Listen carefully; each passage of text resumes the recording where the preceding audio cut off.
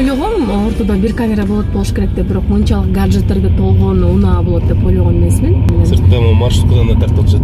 Ошо салам. Кандай аталды бул концерттин аты? Бизге Бактылуу апа болду окшойт.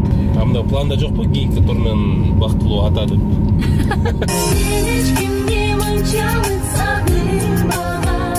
Барыңар эле чоңойгондо ырчы болосуңарбы? Барыңар.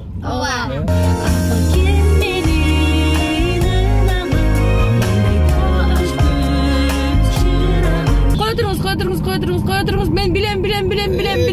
12. Кит стар у нас в гостях. Хоп.